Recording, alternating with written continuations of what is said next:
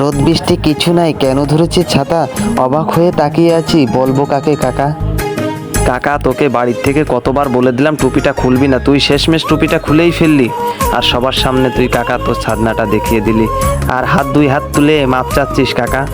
আরে কাকা কেমন দেখা যায় কাকা, তুই তো আমাদের বাস খাইয়ে দিলি কাকা। কাকা কোয়ানে যাবা কাকা?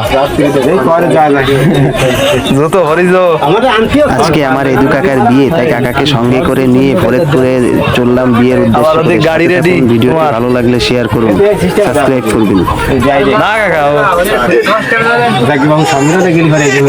ঠিক আছে, একদিক দিয়ে বাঁচাই দিছো তোমারে।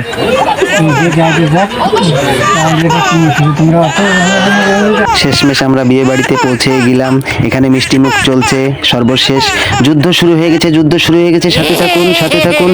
আরে বোকা মহিলা আমাকেই লাগিয়ে দিল, আর কি করি, আয় বাঁচা যায় না। ভিতরে গিয়ে কাকাকে তার শালিরা মানে আমার মাসিরা তার পা বেঁধে একদম গেটি দিয়ে পড়ে আছে, টাকা না দিলে মোট ছাড়বে না আমার কাকা। সর্বশেষ আমরা খেতে গেলাম, খুব খিদে পেয়েছিল, ডাউল দিয়ে শুরু করলাম, তারপরে একটা মাছ, পেটির মাছ, তারপরে 2খানা রোস্ট, এবং সর্বশেষ আমরা আর কিছু খুঁজে পাচ্ছি না, এবং হঠাৎ করে কষা মাংস। ওরে বাবা, আমার দেখে তো গালে জল চলে আসলো। খাওয়া দাওয়া শেষ করে ভিতরে গিয়ে দেখলাম আমার কাকাকে ভূত সাজিয়ে বসিয়ে রাখা হয়েছে। আমার কাকাকে এভাবে রাখা হয়েছে কারণ কাকার ওই কাপড়টা সরালে পরে কাকার মাথার যে চুলটা দেখা যাবে, সেটা দেখে সব অবাক হয়ে যাবে। এখানে আমার কাকাকে পাও ধুয়ে দিচ্ছে। এখন পুরোহিত মশাই তার কার্যক্রম শুরু করে দিয়েছে। পুরোহিত মশাই ছিল খুব ইয়াং, গেঞ্জি গায়ে দিয়ে বিয়ে পড়াতে চলে এসেছে। অন্তত পক্ষে সে একটা ধুতি আর একটা সাদা পাঞ্জাবি পরে আসা উচিত ছিল, তাকে পুরোহিত বলে মনেই হচ্ছিল না আমার কাছে।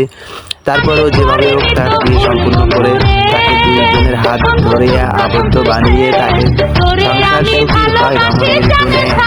বিয়ে বাড়িতে নাচ হবে না এটা কোনো কথা? এক পিস কি গান শুনে সে একদম মোটেও স্থির থাকতে পারছিল না, তাই একটা ঝাক্কাস নাচ হয়ে গেল। তার মধ্যে দিয়ে চলছে বিয়ের কাজকর্ম। পরামানিক তার নিজের ক্যালমা দেখিয়ে সবাইকে বুঝিয়ে শুনিয়ে বিয়ের গল্প পড়িয়ে সবাইকে অবাক করে দিল।